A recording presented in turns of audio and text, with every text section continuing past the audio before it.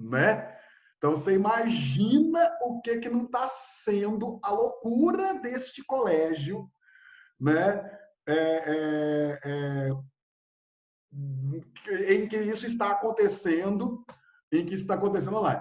Aí, ontem, assim, ontem eu recebi mais ou menos 500 mensagens via plataforma, WhatsApp, Instagram, menino desesperado 10 horas da noite, querendo saber não sei o que de charada. Eu já tinha dado aula o dia inteiro.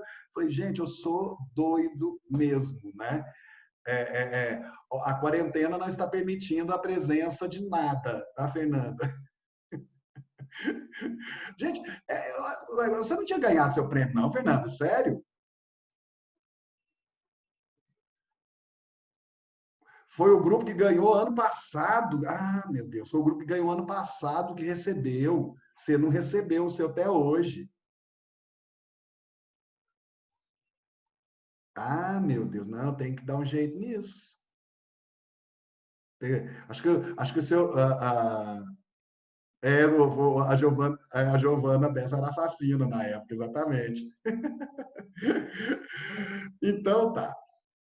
Queridos e queridas, deixa eu explicar para vocês uma coisinha. Eu tinha marcado com vocês a aula do Rede de Ódio para a semana que vem, não é? Confirma para mim se foi para a semana que vem que eu marquei. Para o dia 3. Foi, Camila? Beleza. Tá. Estou adiando a aula do Rede de Ódio para o dia 10. Tá? Estou adiando a aula do Rede de Ódio para o dia 10. Por quê? Porque hoje eu vou começar a trabalhar com vocês uma coisa que eu vou chamar aqui para vocês de grandes temas, certo? E eu vou precisar de hoje e da semana que vem para trabalhar com esse tema. Eu vou dividir esse grande tema em duas aulas, pegando dois aspectos diferentes desse grande tema e colocando para vocês algumas possibilidades de abordagem de tema para esse grande tema e propondo hoje e na semana que vem propostas, certo? Duas propostas partindo de abordagens sobre esse mesmo grande tema, tá? Ano passado, para quem fez terceiro ano comigo, ou para quem estava no cursinho mesmo, eu falei muito sobre as possibilidades de esse ser um dos temas do ano passado, e não foi.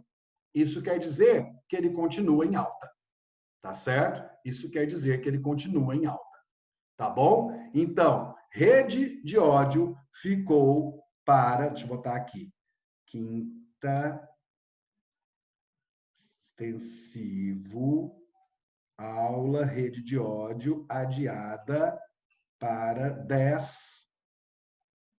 Rede de ódio, adiada para 10. Raul, Oi, do 9. Oi, aconteceu alguma coisa com a Priscila? oi, meu bem. Aconteceu alguma coisa com a Priscila? Que a gente ainda não recebeu as redações. Bom, deixa eu ver o que, é que ela me. Eu cobrei aqui dos corretores. Deixa eu ver aqui, ó.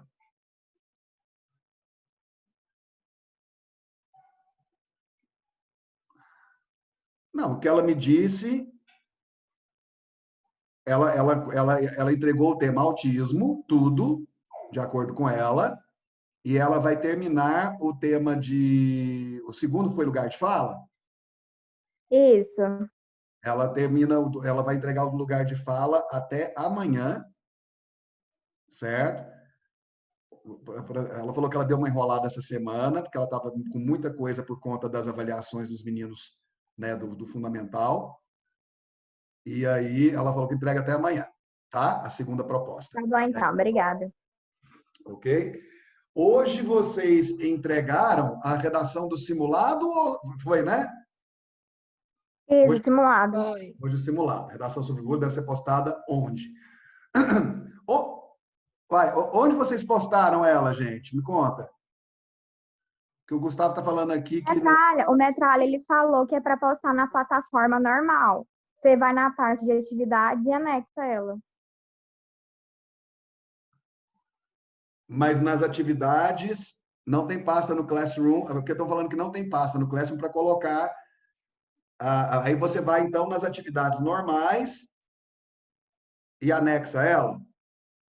Tem uma pasta que tá lugar de fala. E o senhor colocou lá, anexe aqui a proposta de simulado. Ah, é?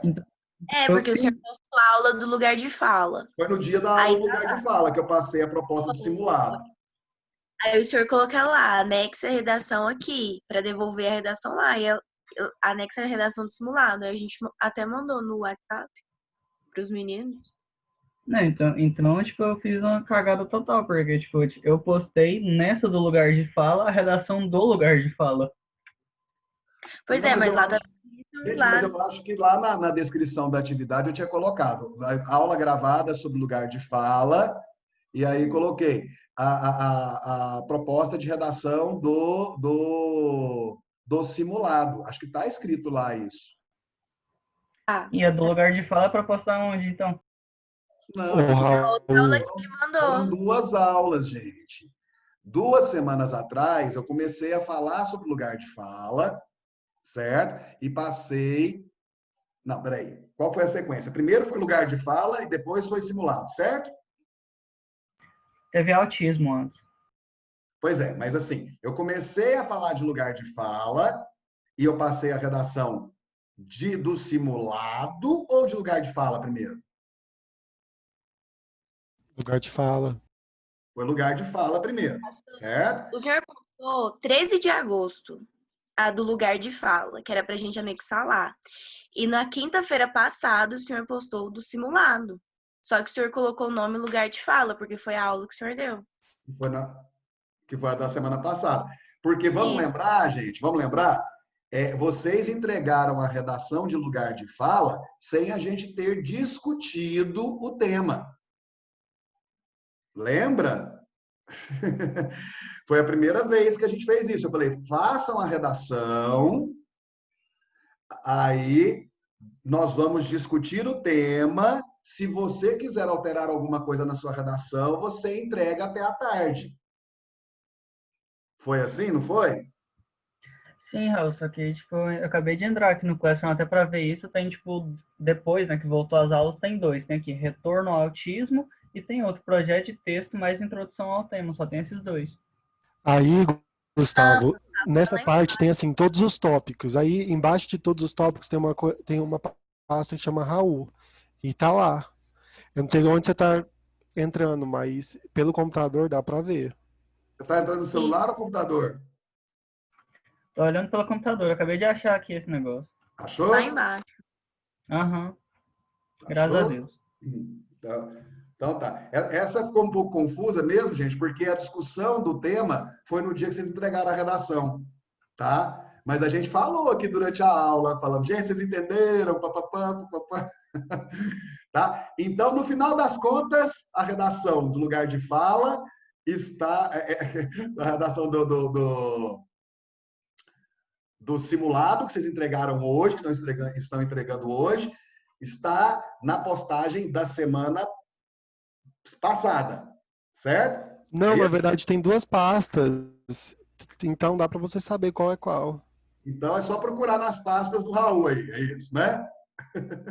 Isso, tem as atividades, aí tem todos os tópicos que tá a sequência certa. Embaixo de todos os tópicos tá Raul. E é nessa pasta que você coloca. Tá, gente. Desculpa se ficou meio confuso, gente, mas é porque a gente também se atrapalha, né, nessa questão digital de vez em quando, tá? Mas assim, tá tudo lá. Tá tudo Professor, lá. então, Ah, qual que é para entregar hoje? Eu não entendi até agora. gente, vamos lá. Mas isso aí a gente está falando na sala de aula toda nova. Vamos lembrar, 2 semanas atrás, eu comecei a falar a respeito de lugar de fala e passei a proposta. Está lá. Hoje é dia 27, no dia 13 de agosto. 13 de agosto, está lá a proposta de lugar de fala, que era para ser entregue no dia 20. Certo? Normalzinho. nas atividades. Beleza? Então, era para entregar no dia 20. Só que, lembra que nós não tínhamos discutido o tema direito? Eu falei, você vai fazer a redação e no dia, vai entregar, né? E no dia 20, que seria o dia da entrega da redação sobre o lugar de fala, a gente vai discutir o tema. E se você quiser fazer alguma alteração na redação, faça até o final da tarde, começo da noite do dia 20, quinta passada. Falamos tudo isso aqui na sala, gente. Ainda perguntei se tinha dúvida. Tá certo? E aí, na semana passada, que a aula foi sobre lugar de fala, no dia que era para entregar, a redação que tinha sido passada na semana anterior, sobre lugar de fala, que está postada lá no dia 13, certo? Então, você tinha até o final do dia 20, semana passada, para entregar a redação lugar de fala. Na aula da semana passada, eu falei sobre lugar de fala e passei a proposta do simulado para hoje, cujo tema é bullying. Beleza? Era isso.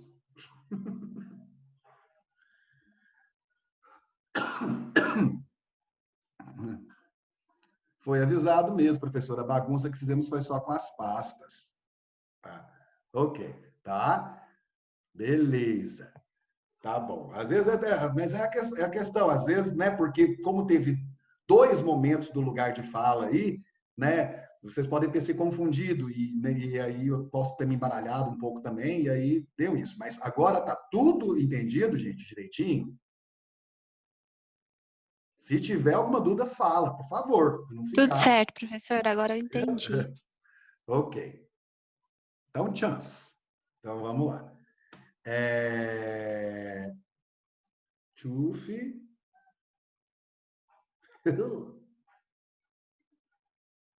Então, tá. Bom, terceiro ano, tá. Então, marcamos para o dia 10, né? A aula de rede. Tá. No dia 3/9, mentira, 4/9. Peraí, gente. Ruim de conta demais. 2/9. No dia 2/9. Que dia que dá 2/9, Raul? Quarta-feira que vem. O que vai acontecer no dia 2/9, Raul? Vai começar de verdade, agora sim, o atendimento individual. Tá? Exatamente. Aí no dia 2/9 vai começar, porque essa semana estava muito sobrecarregada e eu ia ter que sair mais cedo por conta da aula da Rayar. Semana que vem já vai estar mais tranquilo, e aí eu posso fazer o plantão todo, e eu quero começar pelo Sul, né? Já que eu tinha terminado, né, no centro, no semestre passado. Tá? Então, até segunda-feira, e já com mais redações corrigidas, eu vou passar para o Metralha a escalação de quarta-feira, dia 2, para o atendimento. Tudo bem? Então, dia 2, atendimento personalizado. Chance. Personalizado. Mandar metralha. Mandar para metralha. Então, tá. Queridos e queridas, let's go trabalhar.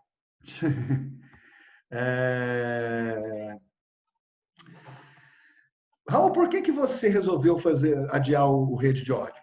Porque eu quero usar o rede de ódio, gente, para começar a falar sobre alguns outros gêneros textuais que você vai encontrar em outros vestibulares. Só coloca aí um eu, sabe? Um eu no chat. Se você já souber qual ou quais você vai fazer, certo? Você já coloca aí também, por favor. Quem vai fazer vestibular que não seja Enem? E se você já souber qual ou quais vai fazer, já coloca na frente também. Nossa Senhora. Deixa eu tentar pegar do começo aqui.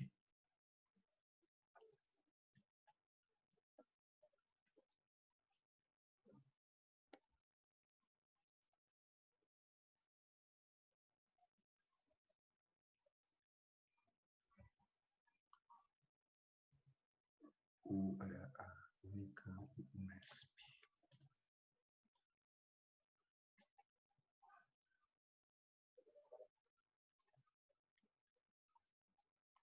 Unicamp, UF.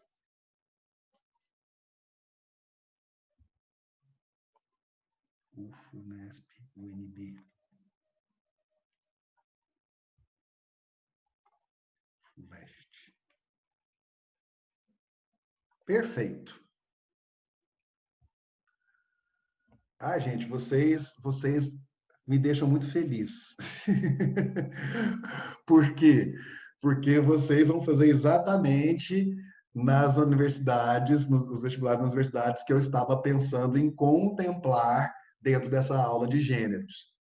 Deixa eu saber uma coisa, só para ter certeza aqui. Ninguém vai fazer evangélica? Alguém vai fazer evangélica? Se alguém for fazer evangélica, coloca eu.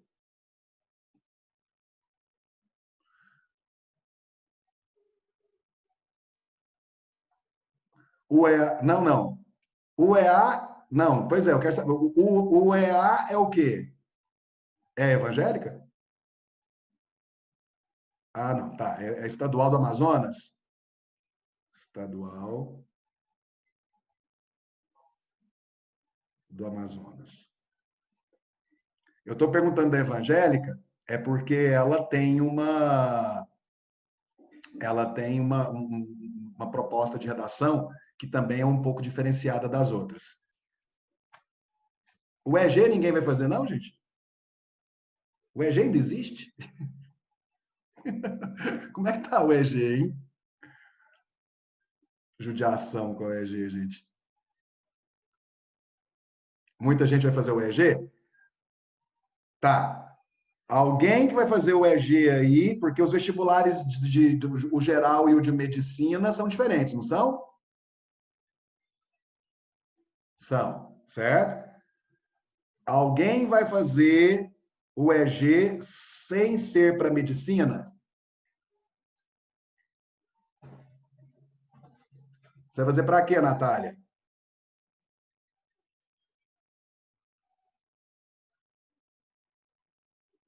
Ok.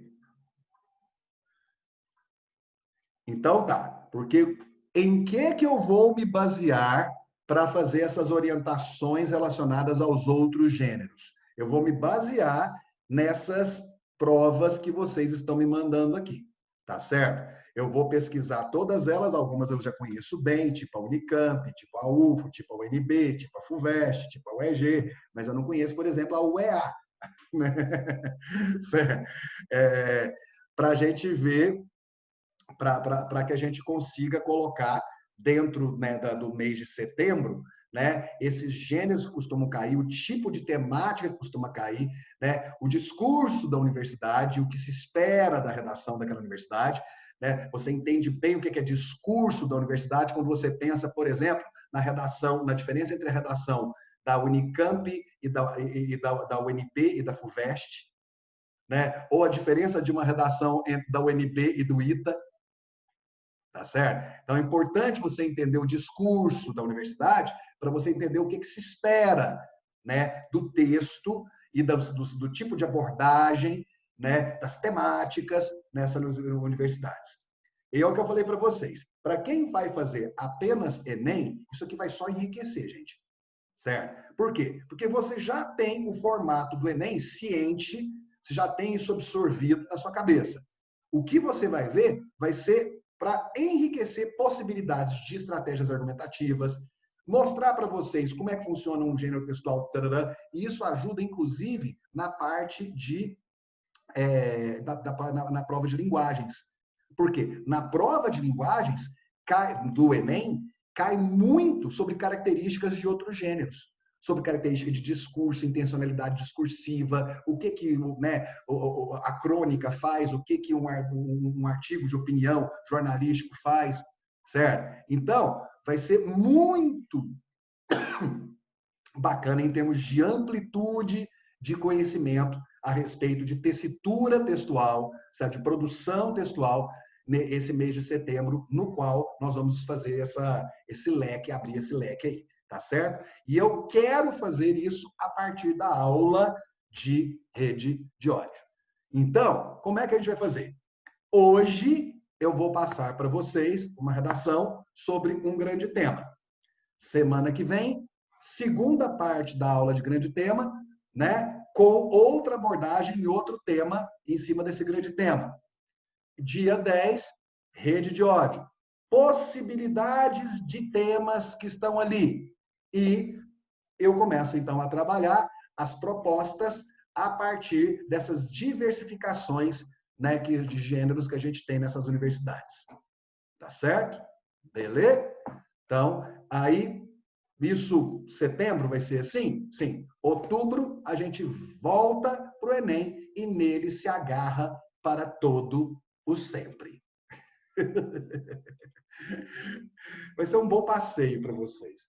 Gente, Roberto está agora pegando o coelho rasgado dele e mordendo e jogando para cima sozinho, indicando que ele está entediado e que ele quer que eu vá brincar com ele, né? Aí ele está ouvindo o nome dele e agora ele está olhando para mim, parado. Eu tô fingindo que não estou vendo. E ele está parado ali olhando.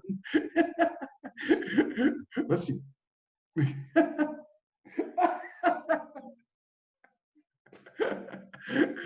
Ai, ai. É, eu vou pegar um mocinho para ele aqui, gente. Só um segundo. Deixa eu pegar um mocinho com você. Oh, meu Deus do céu. Dá oi para os meninos. Dá oi para os meninos. Dá oi para os meninos. Vem cá, papai. Oi, gente. Eu estou dando indiretas no meu pai.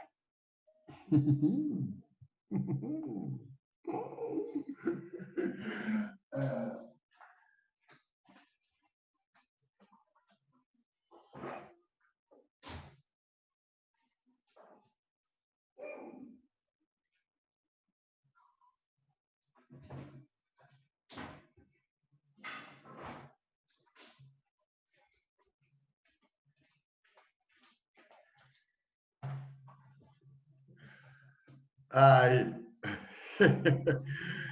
Queridos, vamos lá, né? Quem é aluno meu há mais de 1 milhão de anos, né? Vai achar, vai fazer uma revisão de muitas coisas aqui, vai ser um passeio por essa jornada no ensino médio,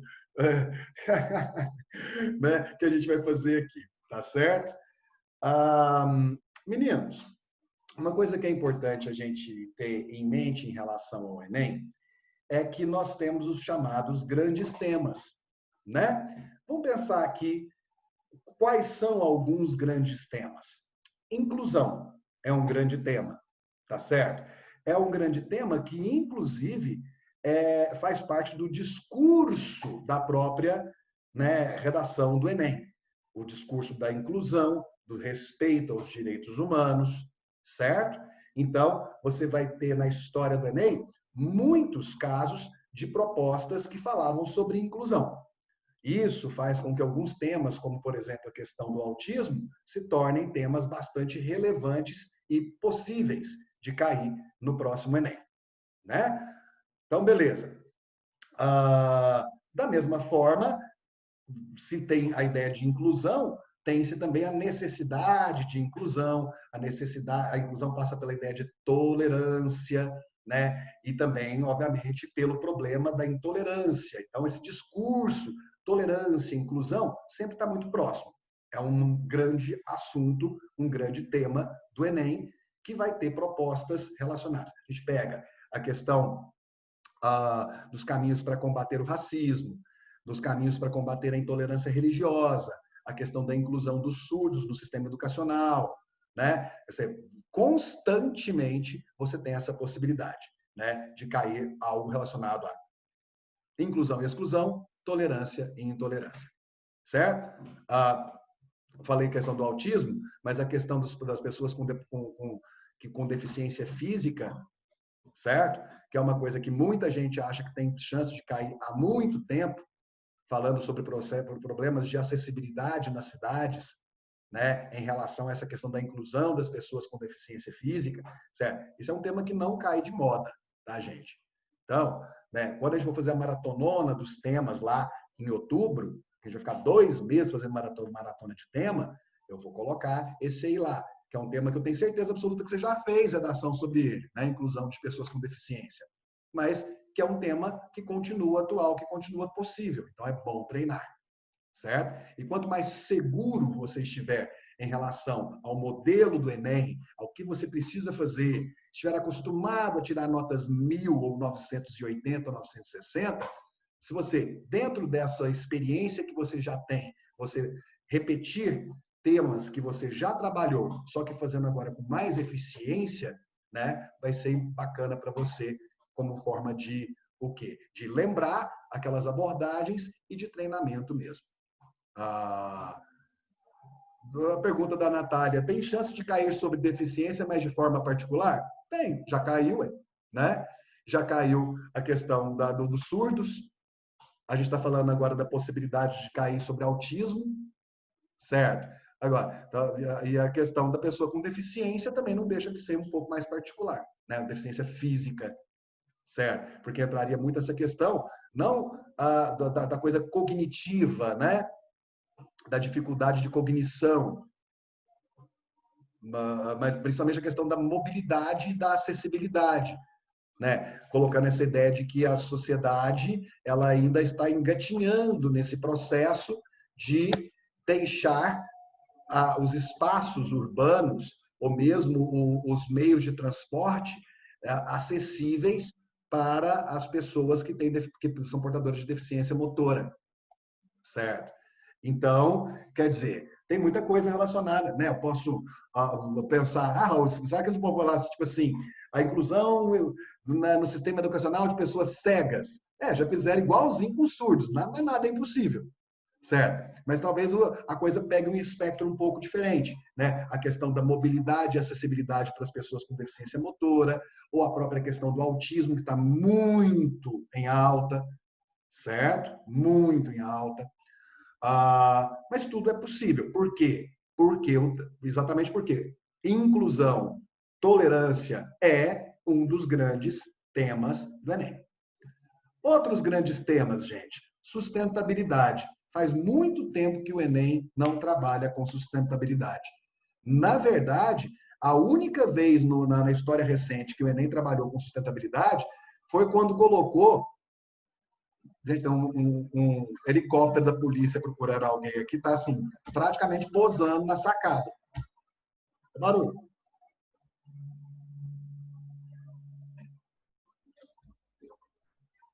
Não, está indo embora.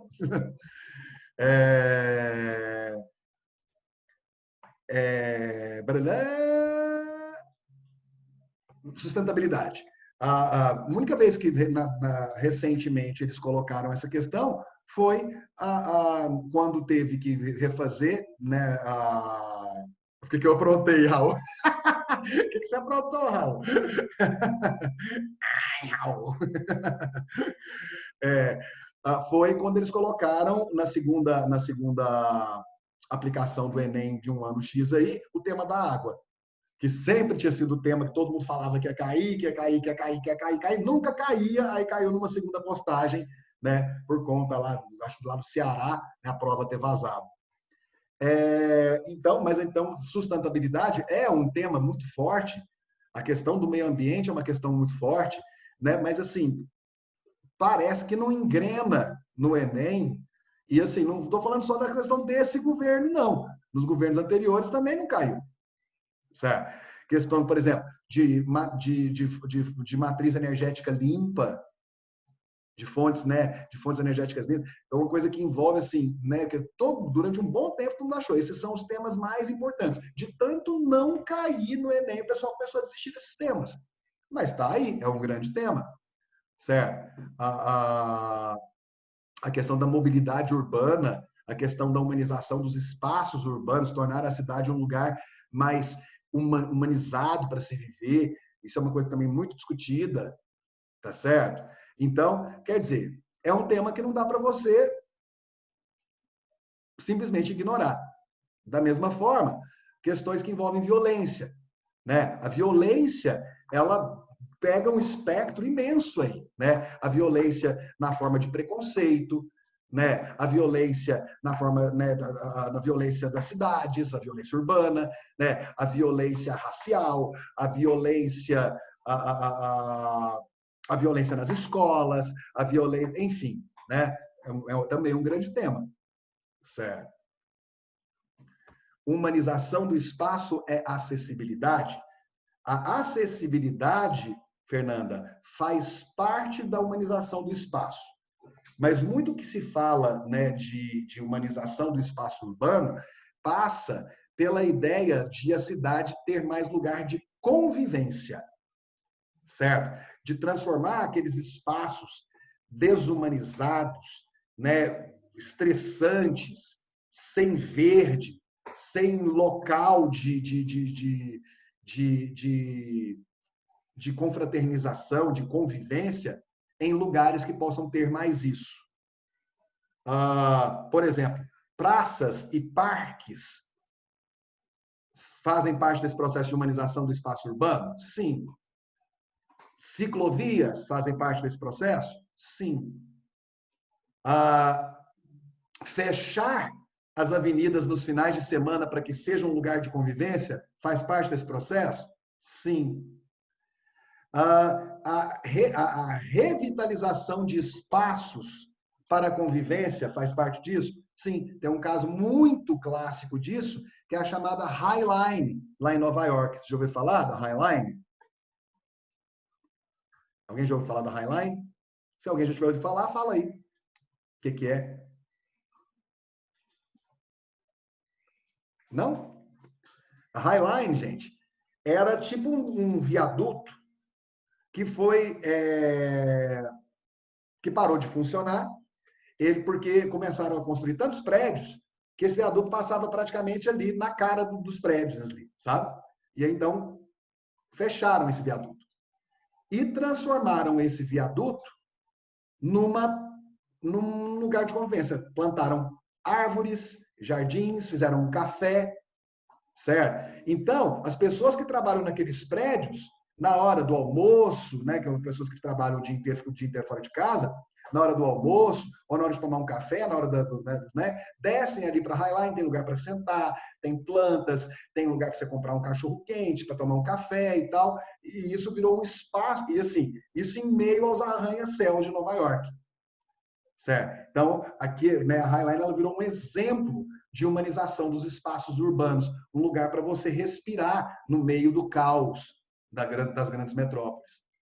Certo? Então, isso, gente, tem sido o grande projeto, né, para a engenharia urbana do século XXI, certo? O que acontece, por exemplo, em São Paulo, certo? Que foi muito criticado e hoje todo mundo adora, quando o Haddad colocou aquele tanto de ciclovia e passou a fechar a Paulista nos domingos. Hoje, o grande programa dos paulistanos é ir para a Paulista no domingo.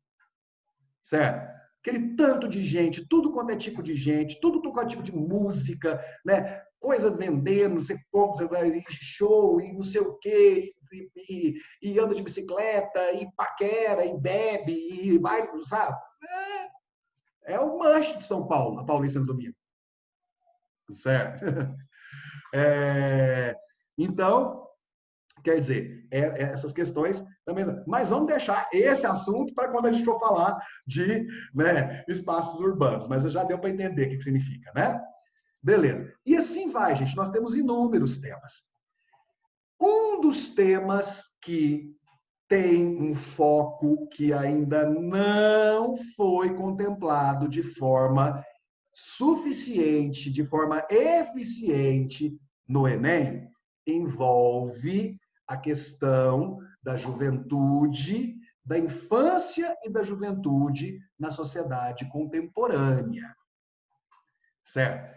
Tanto no que se refere à questão da interferência dos valores da sociedade contemporânea na formação desses jovens, quanto na saúde desses jovens, dessas crianças e tudo mais. Aqui, gente, isso se mistura com outros grandes temas, como, por exemplo, saúde pública.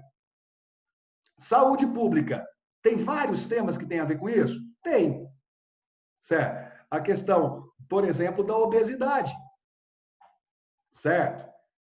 O Brasil é o segundo país que tem maior obesidade no mundo e o segundo que está quase passando nos Estados Unidos em obesidade infantil.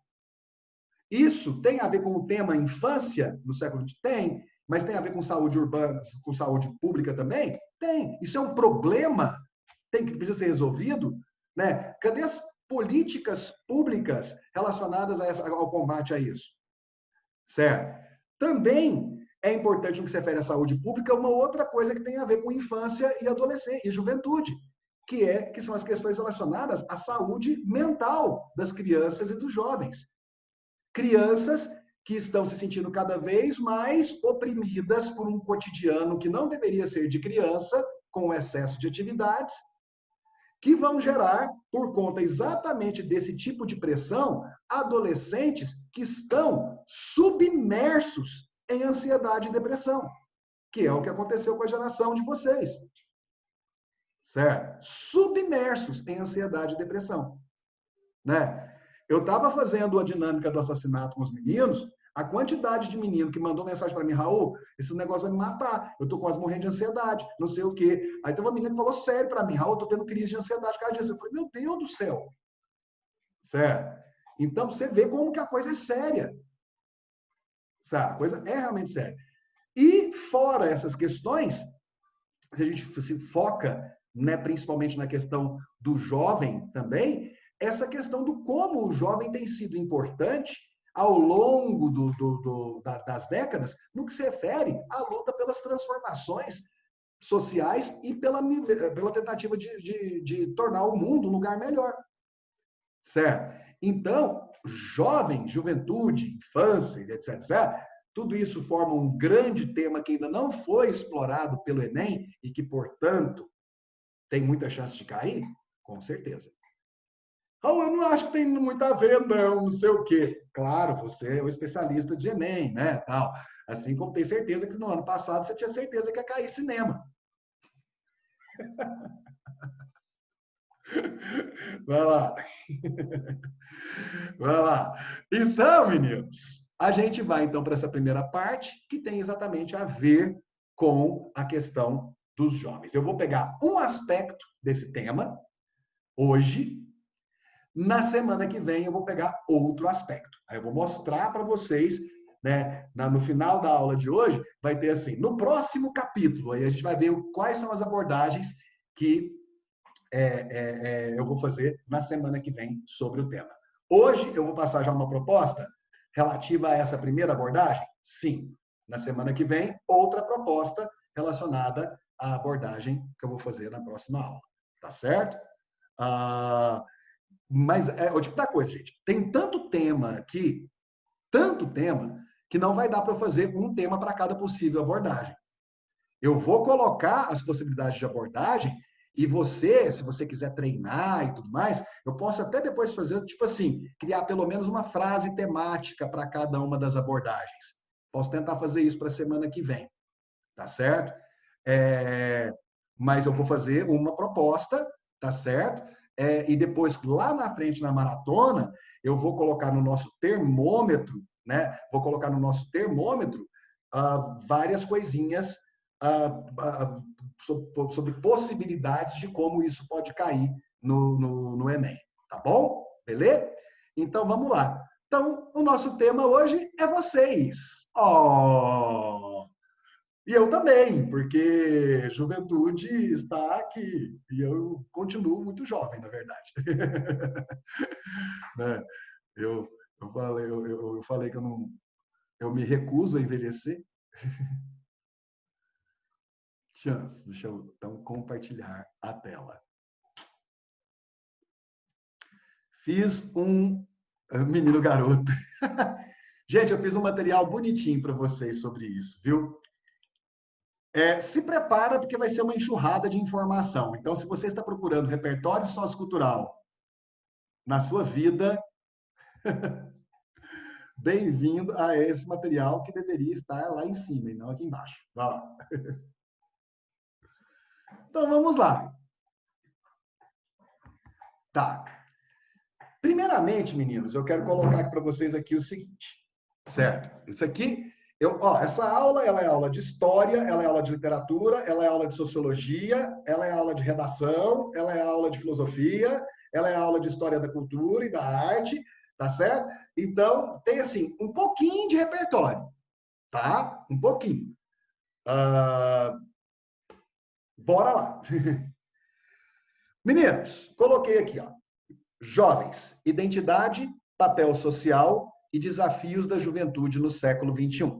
Então, o foco dessa aula sobre a questão dos jovens está aí, a identidade, o papel social e desafios da juventude no século XXI. Primeira coisa para a gente começar, gente, e aí você já fica imaginando de você, de repente, colocar algo nesse sentido, né? Na introdução da sua redação, por exemplo. Não estou dizendo que é para colocar isso, tem muita coisa para colocar, certo? Mas uma possibilidade, certo? Que seria a de como, se você quiser colocar a questão da identidade do jovem como o ponto de partida para discutir o tema, e aí então você tem aqui essas possibilidades que você vai ver agora.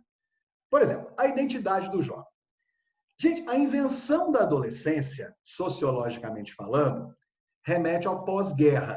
Em qual pós-guerra? O da Segunda Guerra Mundial. Contexto em que o foco da família se volta mais aos filhos do que aos progenitores. Vamos ver aqui o seguinte. Nós temos o seguinte. Nessa explosão de nascimentos que vai acontecer a partir do final da Segunda Guerra Mundial, a gente chama de baby boom, certo? Baby boom. O que vai ser esse baby boom? Ele vai ser resultado, essa explosão de bebês, essa explosão de nascimentos, vai ser resultado da euforia da volta à paz e também o resultado, gente, do trauma dos milhões de jovens mortos durante a Segunda Guerra Mundial. Certo? Vale lembrar que durante a Segunda Guerra Mundial calcula-se uma média de mortes, 70 milhões de mortos, sendo que a grande parte desses mortos eram soldados que tinham até no máximo 25 anos de idade. Tá certo? Então, fazer bebês para ter crianças e jovens nesse mundo torna-se uma prioridade. Além da euforia da volta à paz e da volta para casa. Esses soldados, né, voltam para casa doidos para comemorar com suas esposas e namoradas. Né? E aí nós teremos, certo, essa explosão de bebês num contexto muito diferente daquele que era antes, por exemplo, da Primeira Guerra Mundial, por exemplo. Certo? Nós temos, a partir da Segunda Guerra Mundial, uma situação muito interessante, porque as guerras vão fazer as pessoas começarem a dar mais valor aos filhos, no que se refere aos filhos se tornarem o centro da atenção da família. Porque vamos pensar, gente, até o século XIX, como é que era essa questão? Sociedade patriarcal, certo? Sociedade patriarcal, o foco da família é agradar o pai, certo? Que é o provedor e quem determina as regras da família, como uma pequena, né, a família funcionando como um microcosmo da própria sociedade, em que o que vai prevalecer são os valores, né, determinados por uma elite masculina, certo? Que detém o poder político, o poder econômico, o poder social. Certo? Então, sociedade patriarcal, o foco da família é o pai. Depois, é a mãe. Certo? Depois. E depois, existe uma questão etária. Na falta do pai e da mãe, quem vai mandar na família é o filho ou a filha mais velha, que vai ter as maiores responsabilidades. Isso significa, gente, que até o século XIX, essa ideia de você ser novo, jovem, significa que você é o quê? Irresponsável, que você não tem maturidade e que, portanto, você não tem voz e nem poder de escolha sobre nada. Certo? As coisas mudam no século XX e mudam radicalmente depois da Segunda Guerra Mundial. Tá certo? Proteger os nossos filhos diante de todos os traumas da primeira metade do século XX, proteger os nossos filhos passa a ser o grande foco da família. E se os filhos passam a ser o foco, obviamente que um sistema que está em seu auge de florescimento, chamado sistema capitalista, não vai perder essa oportunidade. Tá certo? Porque vamos lembrar o que acontece, gente. Acabou a Segunda Guerra Mundial. O mundo dividido em duas partes, né? O Ocidente, a maior parte do Ocidente, fora Cuba, né? Sob a influência norte-americana e sob a influência do capitalismo norte-americano, certo? Uma boa parte do Oriente, né? Do leste europeu e parte do Oriente, sob a influência do socialismo soviético, a chamada bipolarização do mundo, certo? O que tanto os capitalistas quanto os socialistas aprenderam, principalmente com os nazistas na Segunda Guerra Mundial, gente? Que existe uma forma de você fazer todo mundo te obedecer e te amar. E que a melhor estratégia, o melhor veículo para que isso aconteça é uma coisa chamada propaganda. Tanto capitalistas quanto socialistas vão aprender muito com o senhor Joseph Goebbels e a propaganda nazista. Eles, né, vão aprender que a propaganda é a alma do negócio. E que para que eu consiga manter todos os países da minha área de influência, né, me obedecendo, eu tenho que ter poder econômico sobre esses países, poder político sobre esses países, mas eu tenho que ter poder ideológico e cultural sobre essas populações. Eu tenho que dominar esses estados, mas eu tenho que conquistar essas populações. Beleza? E é isso que vai acontecer de forma muito bem-sucedida com o capitalismo norte-americano e de forma não tão bem-sucedida no socialismo soviético. Essa coisa de fazer com que os jovens socialistas queiram ser socialistas e não acreditem que o lado de lá, em que você tem mais possibilidade de comprar as coisas, de viajar para os lugares, em que o lado de lá é melhor, né? Isso não vai acontecer de forma tão bem-sucedida por trás da cortina de ferro, né? Tanto que você vai ter uma forma de opressão muito mais visível, muito mais severa, muito mais violenta do que do lado capitalista. Tá certo? Como a gente pensa a criação do adolescente a partir da criação do adolescente ocidental, do pós-Segunda Guerra Mundial, então nós vamos falar desse mundo capitalista norte-americano. Gente, poucos anos depois que acaba a Segunda Guerra Mundial, já dentro desse processo de polarização, alguns filósofos alemães, particularmente relacionados ali à escola de Frankfurt, e particularmente um chamado Adorno e outro chamado Horkheimer, eles vão criar um conceito para explicar o fenômeno que está acontecendo no Ocidente. Esse conceito é o conceito da indústria cultural. Tá certo? Beleza? O conceito da indústria cultural. Me conta o seguinte, vocês já estudaram indústria cultural esse ano?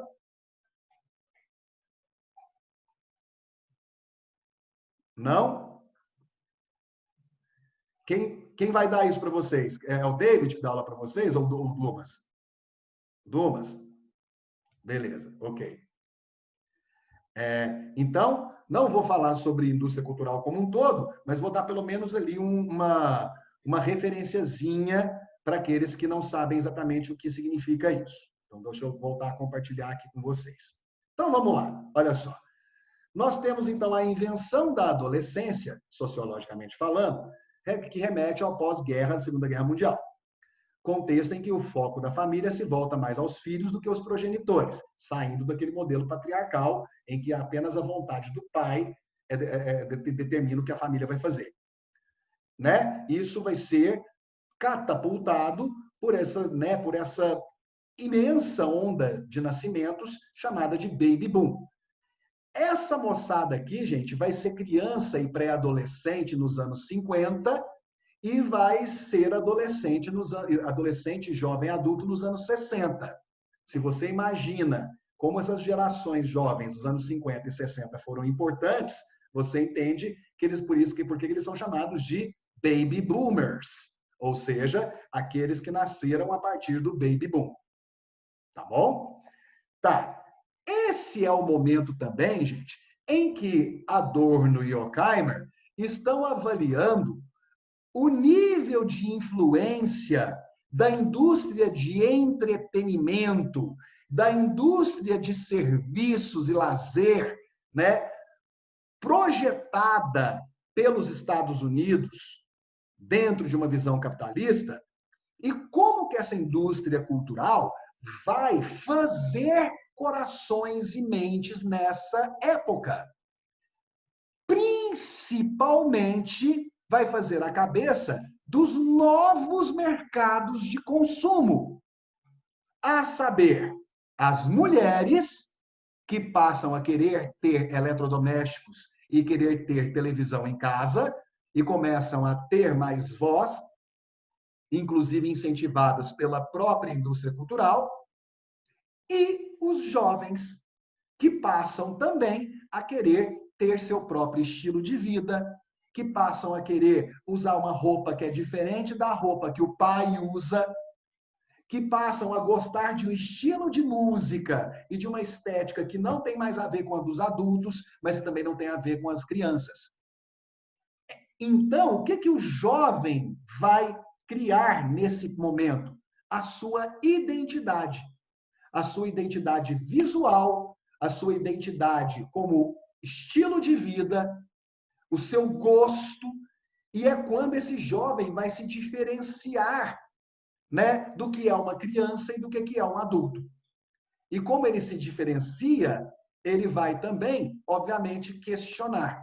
E quando ele questiona, os pais vão começar a falar: o que está acontecendo com esse menino? Esse menino virou um rebelde. A ideia de rebelde que você deve ter acompanhado na sua infância, né? Todos com suas gravatinhas folgadas, cantando musiquinhas, né? Você é da época de rebelde? Vocês chegaram a pegar rebelde, gente? Passava reprise quando a gente era criança. Vocês Pelo menos pegaram quando só eu as era criança. reprises, né? Tá. Sim, né? Os rebeldes dos anos 50 não tem muito a ver com os rebeldes da bandinha lá da novela, tá, gente? Esses rebeldes, eles davam muita dor de cabeça para os pais, né, do período. Mas isso tudo, Raul, você está dizendo que vai ser... Você está dizendo basicamente o seguinte, que a indústria cultural, que de acordo com Adorno e Horkheimer, vai ser responsável pela manutenção do capitalismo norte-americano e pela consolidação da sociedade de consumo no Ocidente. Está dizendo que tudo isso vai ser alicerçado pelos produtos, pelos serviços, pelas mensagens e pela propaganda da indústria cultural? Sim. Então, a identidade juvenil, ela existe porque realmente ser adolescente é diferente de ser criança e de ser adulto, só que ela vai ser legitimada e vai ser intensificada pela indústria cultural? Exatamente. É de interesse do sistema capitalista norte-americano, sociedade de consumo, que o adolescente seja um mercado de consumo à parte? Sim. O que eu preciso como sistema capitalista do pós-guerra? Eu preciso expandir mercado. Então, eu tenho que dar voz de consumo para as mulheres e tenho que dar voz de consumo para os jovens. E daí a pouco eu vou dar voz de consumo para as crianças também. Hoje, não tem voz de consumo que mais grita numa família do que a criança. Não é verdade? Então, esse vai ser um processo. Esse vai ser um processo. Certo? Então, agora, para que eu faça o jovem se sentir empoderado o suficiente, eu preciso que tenha coisas que são voltadas para ele. E aí é que a identidade, é que a indústria cultural vai ajudar a forjar essa identidade juvenil. Como? Estabeleceu, a indústria cultural fez o quê? Estabeleceu a relação entre identidade e consumo, criando o estilo de vida jovem. Por meio de que veículos a indústria cultural vai fazer isso? Gente, vocês acreditam que o Roberto comeu o osso inteiro? Inteiro. Em menos de 1 hora. Isso não é um cachorro. Tira? Sério? É um dragão. Isso é um tiranossauro Rex. E agora ele está tomando a vasilha de água inteira. Daqui a pouco começa a chamar para fazer xixi. Oh, meu Deus. Vai lá. Então vamos lá. Veículos da indústria cultural para forjar essa identidade e criar uma identidade, uma sintonia com os jovens. O cinema. Figuras como James Dean, Marlon Brando e Marilyn Monroe vão pipocar nas telas, colocando os adolescentes, os jovens, como protagonistas. Gente, até então, nos filmes, os protagonistas eram todos homens mais velhos, eram mulheres mais velhas. Né? Os pares românticos, muitas vezes, eram feitos por homens, né, com quase 50 anos de idade e mulheres um pouco mais jovens, mas também já adultas. Certo? Num dos filmes mais famosos de todos os tempos, que é o E o Vento Levou, Clark Gable, que é o galã romântico, tinha 50 anos de idade. Né? E a Vivian Leigh tinha quase 30 e fazia papel de adolescente no filme. Certo? Então, quer dizer, não tinha esse espaço social para o jovem. De repente, surge James Dean, né, aos 23 anos de idade, que era bem menos do que a maioria dos outros tinham, né, fazendo papel de adolescente. Certo? E surgem outros ícones, e dando voz a um adolescente que vai entrar em conflito com seus pais para ter a sua própria identidade, fazer as suas próprias escolhas, ter a sua própria responsabilidade sobre seu destino e sobre sua vida. Então, isso era inédito no cinema. E o cinema, gente, era o grande condutor das massas. Certo? Então, essa voz vai ecoar muito. Não é à toa que os jovens da época vão se vestir como James Dean, como Marlon Brando. James Dean cria o tupete dos jovens. Tupete que a gente usa até hoje. Certo? Marlon Brando vai fazer o papel de um outro tipo de rebelde. Se o James Dean é o rebelde sensível, o Marlon Brando vai ser o rebelde revoltado. Tá certo? E Marilyn Monroe vira o ícone. Certo? É interessante observar isso. Então, aqui, ó, olha a identidade juvenil se formando. Ali James Dean, ali Marlon Brando. Certo? Aqui, Marilyn Monroe.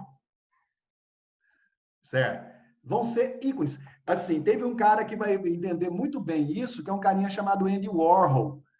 Quando ele vai pintar, né, vai fazer a colagem do rosto da Marilyn 9 vezes iguais, só que com cores diferentes.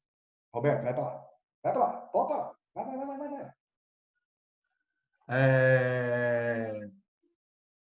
Certo?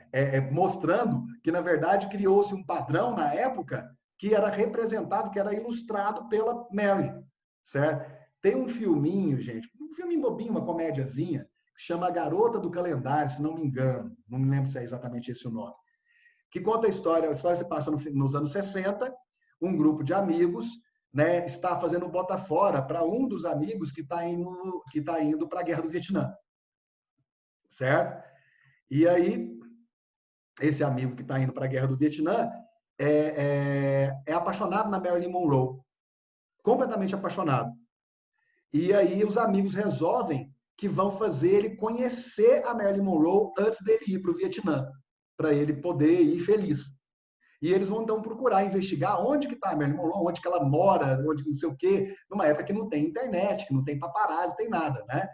E aí tem uma hora que eles vão receber uma dica, eles viajam, tal, é um road movie, e aí eles vão chegar numa cidade que supostamente a Marilyn Monroe está, e eles, né, seguem uma mulher muito parecida com uma que tentando disfarçar, com um óculos escuro, com uma capa assim, tal, não sei o quê, mas com os cabelos platinados, entra dentro de um carro, e aí eles seguem esse carro, e aí essa mulher desce num lugar, tal, e aí eles empolgados, falam, achamos ela, tal. Aí na hora que eles abrem a porta, é um bar, e aí um deles fala, Marilyn! Aí quando ele olha no balcão, todas as mulheres parecem a Marilyn Monroe. Todas com cabelo platinado e com, né, a pintinha aqui do lado, certo? É uma forma de mostrar, né, que havia ali uma padronização. Na construção dessa identidade, esses grupos, essas pessoas que eu coloquei para vocês, vão servir de referência estética e de comportamento para essa geração que está surgindo. Certo? Deixa eu andar logo, porque tem coisa demais ainda. Aqui você tem Elvis, né? E é importante salientar o seguinte, o rock se torna, gente, exatamente porque vai ser uma música feita por jovens, o rock se torna a música dos jovens. Ainda mais quando os mais velhos começam a se incomodar com a postura dos cantores de rock ou com a própria sonoridade. Então, o rock passa a ser uma identidade daqueles que querem se confrontar com os mais velhos, né? E aí você tem Elvis. Elvis, que vai fazer sucesso do jeito que fez, uma vez que nós estamos falando de uma década de 1950 nos Estados Unidos, em que você ainda tinha leis de segregação, certo? Porque o rock vai surgir, gente, em meio principalmente aos lugares de shows frequentados por pessoas pretas, por negros. Porque o rock é uma variação do blues, praticamente. Tá certo? Só que você não tinha ainda a grande visibilidade para as pessoas negras nessa época, porque os Estados Unidos ainda tinha lei de segregação. Então, quem vai aparecer mais do que todos os outros? O Elvis. Tá certo? O Elvis. Eu nem coloquei, nem cheguei no punk aqui, porque não dava tempo de falar de tudo. É importante salientar que o rock tem suas origens no blues e mesmo no country. Boa parte dos roqueiros fundamentais era negra, mas com a ascensão da classe média branca no pós-guerra e a persistência do racismo nos Estados Unidos, nomes como Little Richard e Chubby Checker não alcançaram a mesma fama do branco Elvis, certo? Little Richard fez sucesso? Sim. Mas chegou a fazer tanto sucesso quanto Elvis? Não. Tá? Little Richard, que inclusive morreu este ano, em 2020. Tá certo? No Brasil, o que é que nós estamos vivendo dentro dessa construção de uma identidade juvenil? A bossa nova. E aqui nós temos João Gilberto e Tom Jobim, jovens, bem jovens ainda, em 1958, ano de lançamento de Chega de Saudade, né? Que vai ser o grande hino, né? O grande inário dos jovens da época, dentro de uma visão de viver a vida numa boa, né? De frente para o mar, né? Uma visão romântica, que vai remeter muito ao Rio de Janeiro, certo? E muito à classe média branca, que vai achar ali a sua também identidade, né? Além de ser muito influenciada, vamos falar de zona de influência, de ser muito influenciada, né, pelos ícones norte-americanos que estão surgindo. Tá certo? Beleza? Então tá. Se a década de 50 serviu, gente, para iniciar esse processo, a década de 60 veio para botar fogo no parquinho. Tá certo? Vale lembrar, antes de mais nada, né? Todo mundo sabe, que me conhece, sabe o tanto que eu amo esse livro, certo? Antes mesmo do cinema trazer essas figuras protagonizadas, né, como adolescentes protagonistas, a literatura já tinha feito isso em 1951, na presença do personagem Holden Caulfield, né, protagonista de O Apanhador no Campo de Centeio. Gente, o Holden Caulfield, né, vai ser considerado o primeiro personagem a dar voz a um adolescente, mas não a um adolescente bonzinho, obediente, que obedece papai e mamãe, que não questiona. Não. A um adolescente questionador. A um adolescente que não parece satisfeito com as coisas que estão ao seu redor e nem com a sua própria condição. Certo? Então vai ser a primeira vez que você vai ter uma voz protagonista desse adolescente como nós conhecemos, e não como um menino. Tá certo? Acontece isso, né? Tanto que o Apanhador no Campo de Centeio vai influenciar movimentos como o da geração Beat, que aconteceu na década de 50 com o Jack Kerouac, né? Vai influenciar o cinema na criação de personagens como os personagens de James Dean e vai influenciar também a contracultura que vai se estabelecer na década de 60, certo? Tendo como protagonista quem? Os jovens.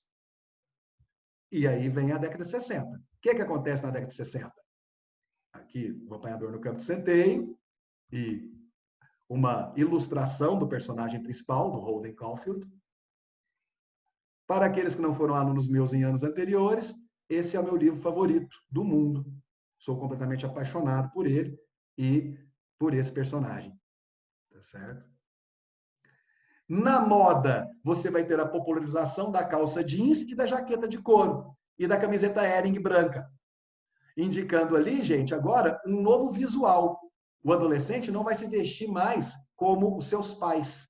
Ele vai ter o seu próprio estilo, né, de roupas que vão ser identificadas com esse público. Né? A calça jeans é um marco nesse processo. Gente, isso virou uma coisa tão icônica que hoje, quando seu avô usa uma calça jeans, você fala, nossa, porque tá moderninho de calça jeans. Tá moderninho por quê? Porque jeans é associado até hoje à ideia de o quê? De juventude. Tá certo? E a televisão, né, gente? O grande veículo da indústria cultural surgiu em meio a esse pós-guerra e vai ser super abrangente porque vai levar toda a programação, todas as tendências, todas as propagandas, todos os produtos, todos os ídolos para dentro da casa, né? Onde a família reunida irá assistir à televisão no melhor programa familiar que pode haver. Olha lá, a família nos anos 50 assistindo televisão. Oh, certo. Perceba que existe aqui uma postura meio machista ainda, né? Quem está sentado na poltrona, na única poltrona? O pai, né? O Silvio Santos aqui ainda tinha 80 anos. Hoje ele deve ter uns 220. Tá. Agora, essa criação de identidade, gente, vai trazer o quê? Um conflito geracional. A aquisição de voz por parte de jovens traz questionamentos, certo? Não é à toa que a geração dos anos 50 vai ser chamada de geração rebelde sem causa.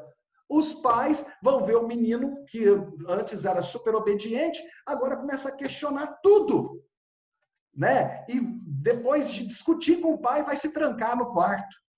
O pai vira para a mãe e fala: esse menino virou um rebelde, né? E um rebelde sem causa, né? Porque tem casa, tem comida, tem escola, tem tudo, né? Tá rebelando por causa de quê? É um rebelde sem causa. Nome, inclusive, do filme principal de James Dean. Rebelde sem causa. Certo? Por quê? Porque as causas não são compreendidas pelos pais. As causas estão nos anseios, nas incertezas, nas inseguranças e nos questionamentos que esses jovens começam a fazer. A causa está aí, certo?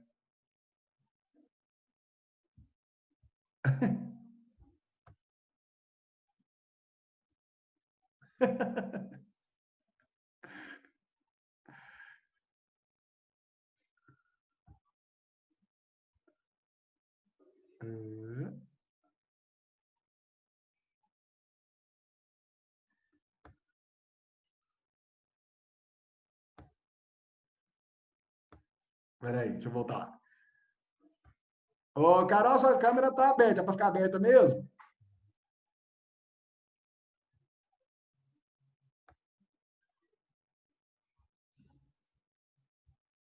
eu voltar aqui. Vai lá. E aí vem a década de 60, né, gente? Vamos lá. A contracultura, certo? E aqui você vai ter esse jovem que adquiriu a sua identidade querendo interferir na sociedade, fazendo aquilo que eles acreditam que seja um mundo melhor. Questionar a autoridade, questionar a repressão, questionar os preconceitos, lutar pelos direitos de todos, questionar a guerra, lutar por educação e por aí vai. O jovem se torna protagonista das transformações sociais. E aí eu coloquei alguns exemplos para vocês aqui, né? A questão da contracultura nos anos 1968 e 1969, auge da contracultura, né? Os jovens como protagonistas das contestações e das transformações sociais. Exemplos disso, Primavera de Praga, que acontece de janeiro a agosto de 1968, em Praga, na então Tchecoslováquia, né, unida sob o domínio soviético, certo? O que esses jovens queriam? Invadiram praças e foram para as ruas, subiram em cima de tanques, essa é uma cena bastante icônica da Primavera de Praga, contra a repressão do sistema soviético. Né, por mais liberdade, porque as repúblicas da antiga União Soviética, gente, elas eram reprimidas demais, economicamente, politicamente, certo? Então, quer dizer, né, isso aqui você vai ter, então, essa insurgência liderada por jovens, né, chamada Primavera de Praga, durante o primeiro semestre de 1968. Maio de 68, você tem o famoso Maio, né, de 68 de Paris, certo? Considerado uma das mais icônicas manifestações. Começou, gente, por conta de reivindicações contra os cortes na educação pública.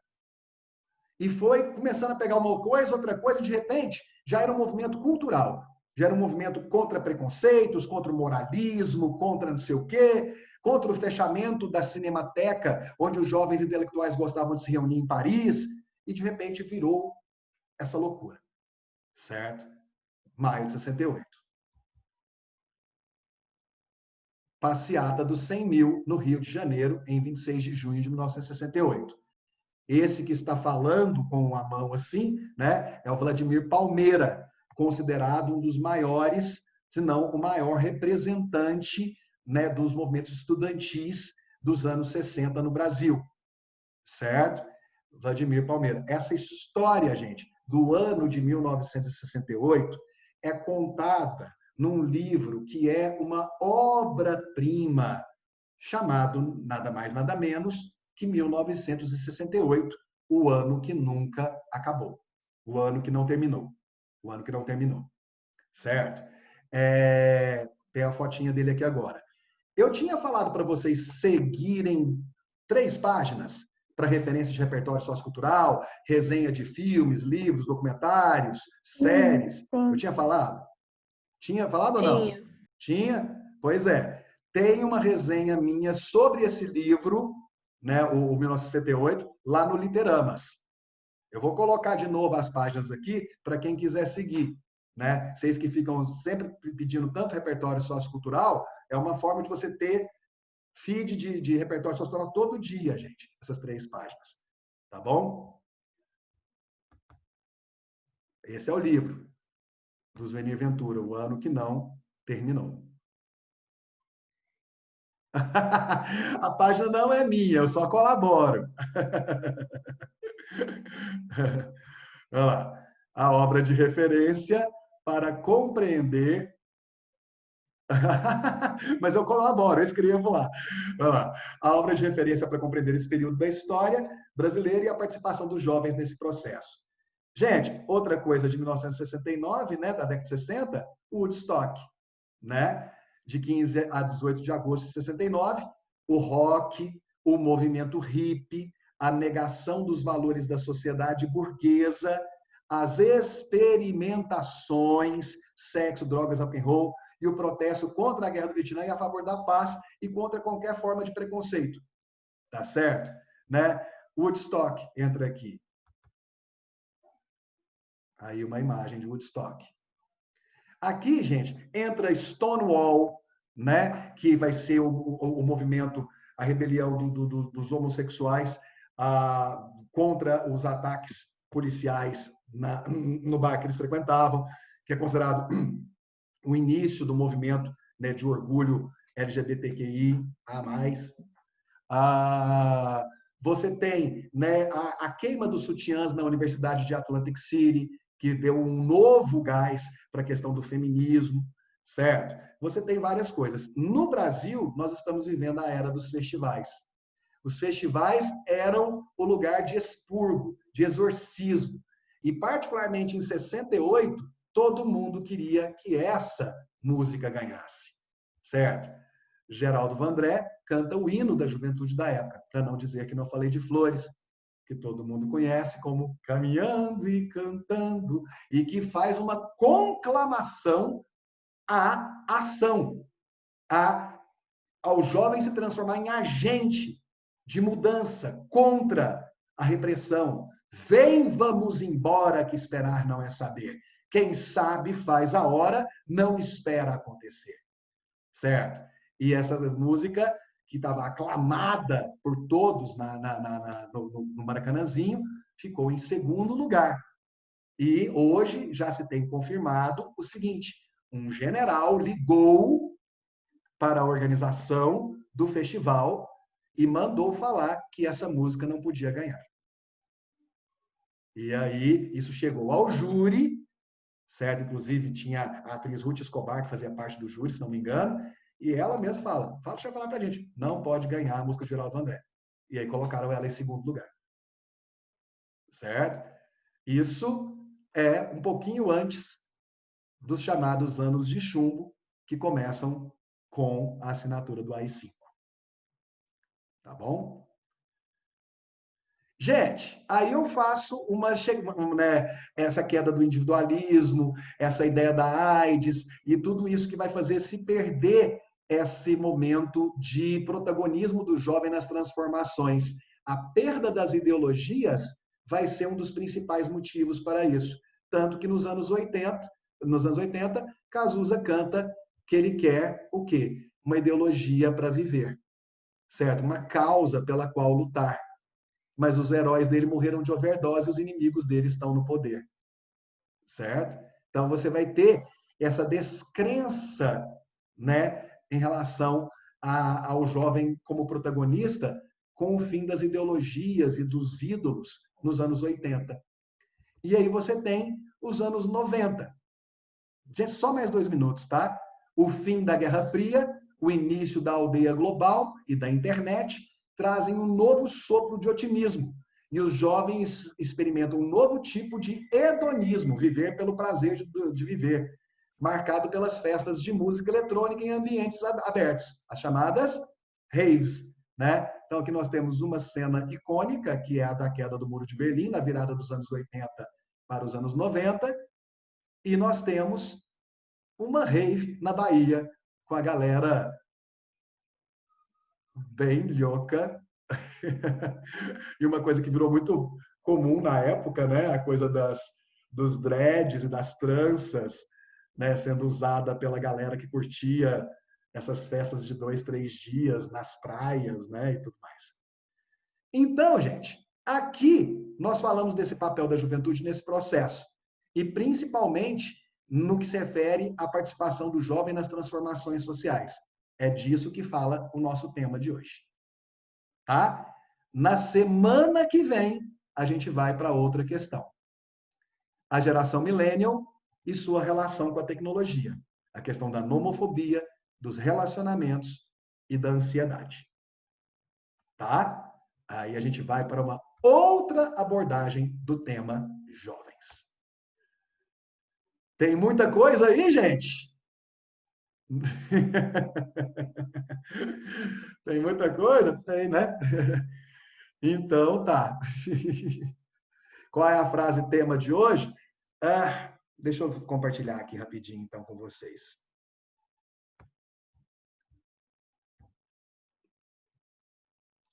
Eu, inclusive, fiz uma proposta que tem bem mais do que 4 textos, tá?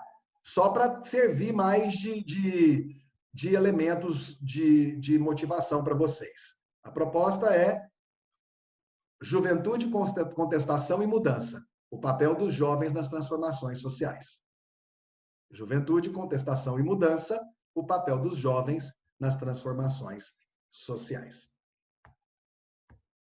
Beleza? Então, não, ainda é sim, senhorita, modelo Enem.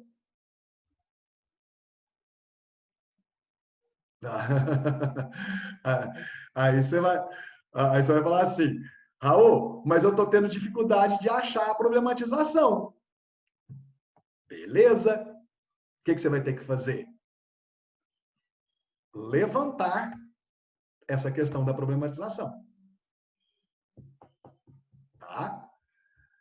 Mas você percebe, Mariana matou a pau ali, gente. Ela colocou assim, ó, Raul, mas já não é mais modelo Enem? É, continua sendo modelo Enem.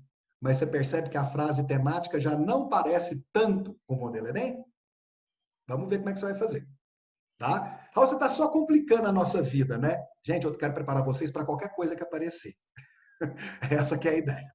Tá certo? Queridos, um beijão para vocês. Não quero. Uma coisa que eu não quero é que você seja pego de surpresa. Né? Então a gente vai explorar tudo. Tudo. Quer ver? Você chegar lá e falar assim, que fácil. Tchau, tchau, queridos, queridas. Dá tchau para mim. Tchau, Raul. Tchau, tchau. Tchau, Raul. Tchau. Até semana que vem. Tchau. Abraço.